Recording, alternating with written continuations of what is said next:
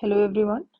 So first of all, congratulations to all of those who cleared the exam and are ready for the next stage, that is interview. And those who couldn't clear, please don't feel uh, disheartened because this was one of the experience that will help you to sail through your journey and to your destination one day. So now moving on to how to prepare for this interview. So I have received a lot of queries from different students who will be appearing for interview. So for the preparation of interview, I have divided the preparation stage into two parts, personal and career. So why this video is important? It is not because that I will be preparing this video only for Indian Cost Accounting Service, but this is a video that will definitely help you for any interview which is related to your CA examination or your CMA examination in government services. Okay, so I hope this way you will be able to know how to prepare for any government exam interview when it comes to your specific field like CA or CMA. Okay, so every interview has two stages. One is related to your personal, like personality, and the other is related to your career. So in this video we will discuss about only personal, the first part. Career वाला मैं next video में थोड़ा detail में I will prepare. Okay, so personal वाले में what we have to focus is what is our education background. So in this you do not need to tell 10th कहाँ से किया, 12th कहाँ से पास किया. No, max to max you can tell आपने graduation कहाँ से करा है. Then because you are might be CA or CMA, you need to mention what you are. Okay, your degree. Then articleship आपका जो experience रहा है, you can mention about that.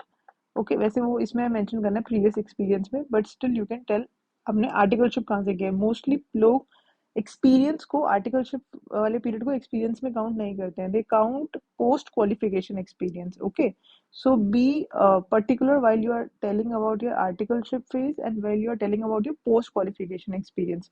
You cannot say that I have been working since 5 years and then you are not mentioning कि इसमें से 3 साल articleship था, 2 साल was post qualification, because that will be considered as a misinformation or like wrong information. Okay, so please be specific that sir 3 years का मेरा articleship यहाँ से हुआ था and after qualifying CA I have done work in this particular company. Okay, then you have to tell about your place where you have been brought up, like कहाँ आपका birth हुआ है.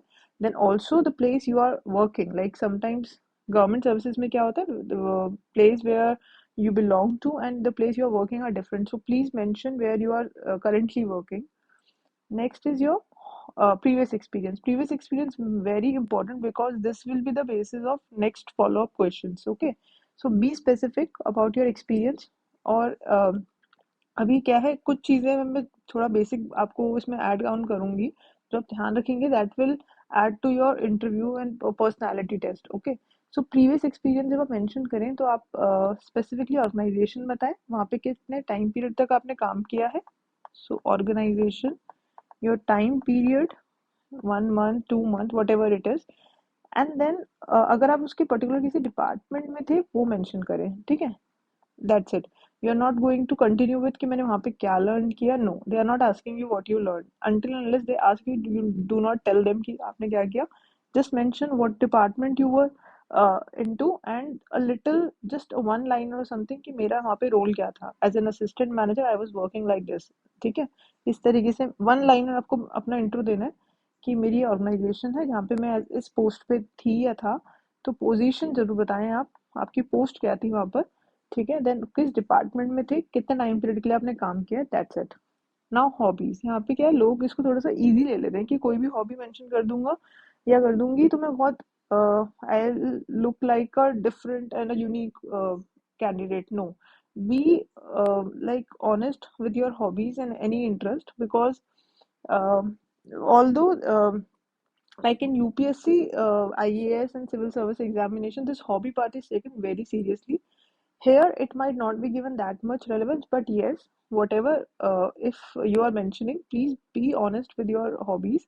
Like if you are saying that I love uh, reading novels, like this is one of the, what I say, very common hobby which people mention just to show that they are so much into books and everything. So it's good. It's good you can mention that novel reading is your hobby, but please then know that what author you like what are you reading currently. These are very basic questions which you will definitely get once you mention novel reading as your hobby. Okay, so be ready with questions related to your hobbies. If you're mentioning cricket, then you should know your favorite cricketer and why you like him also you should know. Then who has the highest score in a particular set. So आपको अगर by chance interview panel में कोई ऐसा बंदा बैठा है who is relating to your hobby, they may ask so difficult question that it might look that you don't know and you are just boasting of certain hobby and you are just misleading them. So please be specific, and अगर नहीं आता है अपने hobby से related ज़्यादा detail में, you can just simply say कि sir this is a thing which I do for my past like to pass my time and I will be working on it, और like थोड़ा सा आपको उसको tackle करना आना चाहिए फिर, ठीक है? सो अपनी हॉबी ज़्यादा कॉम्प्लिकेटेड ना बनाए, this is my suggestion. Next is body language आपका कैसा होना चाहिए, वेरी इंपॉर्टेंट थिंग. अब इसमें हम इसको दो चीज़ों में कर लेते हैं. बॉडी लैंग्वेज से कॉन्फिडेंस का पता लगता है, ठीक है, उस पर्सन के, और आधा इंटरव्यू मेरे हिसाब से तो बॉडी लैंग्वेज से ही क्लियर हो सकता है. यहाँ पे मैं एक बोलूँगी सबसे पहले ड्रेसिंग सेंस, ठीक है, व्हाट विल यू वेयर. तो देखिए यहाँ पे भी इसको ड्रेसिंग्स को भी दो में देख लेते हैं, मेल एंड फीमेल, ठीक है. So for male it is always recommended to wear blazer, like full formals, okay, western formal जिसे हम कहते हैं, प्रॉपर आप फॉर्मल पहन के जाएं, शर्ट आपकी properly it should be ironed up and all your clothes which you are wearing it should be very look like you are ready for the interview. Okay, it should not be like your hairs are not done and आप ऐसे ही उठकर आ गए interview के लिए. So please आपको अपने आप पे पूरा ध्यान देना है that you are full groomed. Okay, grooming is very essential for any interview because it is not any education test. आप ऑलरेडी टेस्ट देके आ चुके हैं, इट इज पर्सनैलिटी टेस्ट, ठीक है. सो आपको फॉर्मल्स प्रॉपर आपके आयरन होने चाहिए and blazer is always recommended. Then there should be tie also, ठीक है, टाई लगा के जाए, that will add to your look. And watch आप नॉर्मल पहन सकते हैं, नॉर्मल वॉच इज अलाउड, ठीक है. मोबाइल फोन्स वगैरह आपके ले लिए जाएंगे, सो ठीक है, be ready with all those things. वो आपके पास एक लेटर आएगा, उसको बहुत अच्छे से गो थ्रू करना है.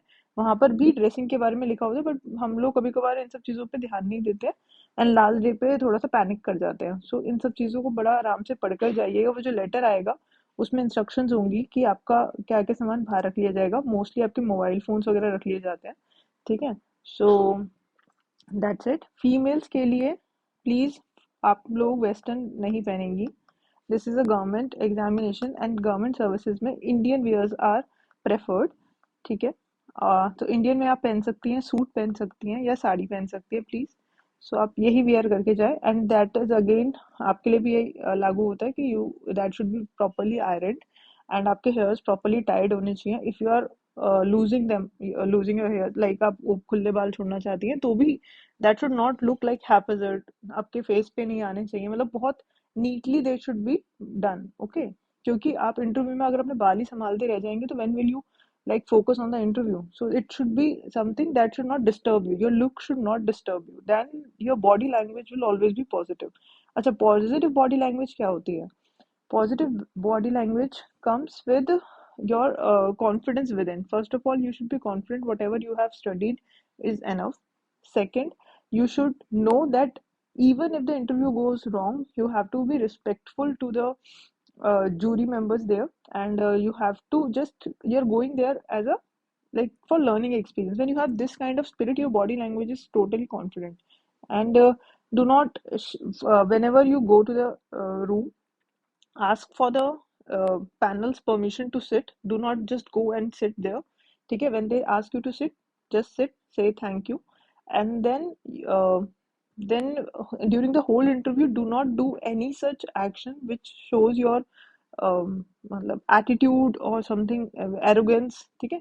आपको ना ही अपने टोन से ना ही अपने जेस्चर से कुछ ऐसा प्रेजेंट करना है दैट यू आर एरोगेंट और you do not wanted something bad happens in case आपका आपने कुछ आंसर किया and interviewers are not taking it. Okay, उनको पसंद नहीं आया आपका आंसर, तो you cannot be arrogant or like you cannot show your anger there. You have to be very calm, cool. ठीक है, आराम से आपको चेयर पे बैठना है, ट्राई आपकी बैक बिल्कुल सीधी हो। ठीक है, like if this is a chair, please अपनी अपने आप को स्टेबल रखें। और जो लेग्स वगैरह है ना, जिस लेडीज, आप प्लीज लेग के ऊपर लेग करके ना बैठे। ठीक है, नॉर्मल दोनों पैर को आराम से सीधा स्ट्रेट रख के।